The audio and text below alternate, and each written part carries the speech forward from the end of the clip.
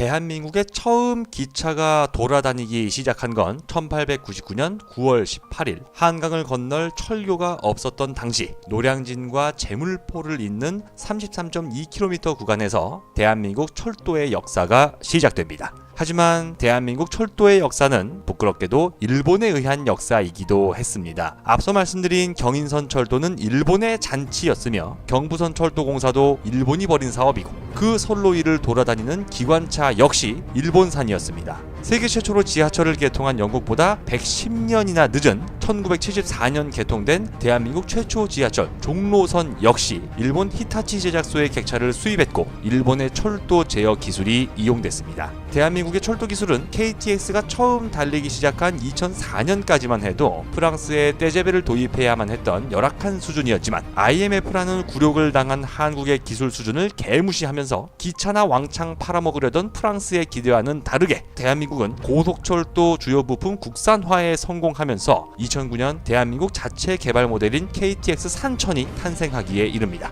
여기서 한 발 더 나가 현재 설계 최고 속도 시속 330km인 KTX 산천보다 더 빠른 해무가 머지않아 대한민국을 달릴 것으로 보입니다. 해무의 설계 최고 속도는 이전보다 약 27% 더 빨라진 시속 421km인데요. 세계에서 네 번째로 빠른 고속열차가 국내 기업, 국내 기술을 통해 탄생하는 겁니다. 그런데 혹시라도 KTX를 타보신 분들 중에서 왜 여기선 속도가 느려지지? 라고 생각했던 구간들이 있을 겁니다. 특히 익산부터 시작해 전주와 여수로 이어지는 전라선을 자주 이용하셨던 분이라면 확실하게 느끼셨을 텐데요. 그 이유는 바로 통신 기술 때문입니다. 고속철도가 빠르게 달리는 비결은 단순히 빠르게 달리는 열차만 있어서 되는 게 아니라 끊임없이 무선 통신망을 활용해 열차를 제어하는 열차 제어 시스템이 필요합니다. KTX가 일부 구간에서 시속 200km 이하로 달려야 했던 이유는 구간마다 열차 제어 시스템 통신 방식이 다르고 이로 인해 열차를 제어하는 시스템 또한 기술과 속도에 차이가 나기 때문입니다. 하지만 2019년 12월 대한민국이 세계 최초로 한국형 열차 제어 시스템 KTCS2 개발에 성공하면서 상황이 완전히 달라지게 됐습니다.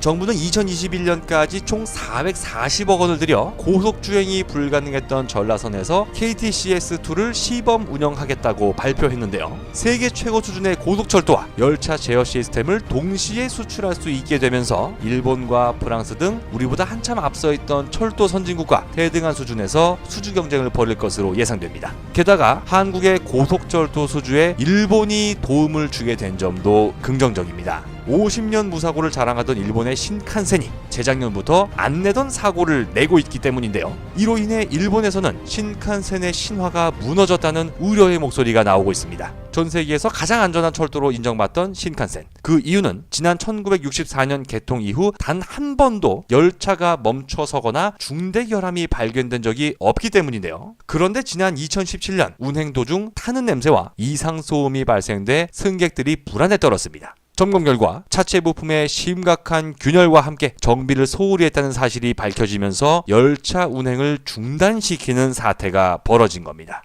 자칫 수천 명의 사상자가 발생될 수 있었던 이 사건의 충격이 가시기도 전에 2018년 6월에는 신칸센으로 사람을 치워죽게 만들고도 30분 넘게 운행을 계속했다는 사실이 밝혀져 다시 한번 일본 열도가 충격에 휩싸인 바 있습니다. 대한민국이 세계 최초로 시험에 나선 새로운 열차 제어 시스템. 만약 2년 동안 큰 사고 없이 안정성이 입증될 수 있다면 연간 250조 원 이상 규모의 세계 철도 시장을 우리가 장악하는 것은 물론 고속철도의 종주국인 일본을 누르고 올라서는 것도 충분히 가능하리라 생각됩니다. 조만간 다른 영상을 통해 또다시 인사드리겠습니다. 궁금한 점에 대한 댓글은 언제든 환영하면서 좋아요 버튼, 구독하기 버튼도 눌러주시면 진심으로 감사하겠습니다.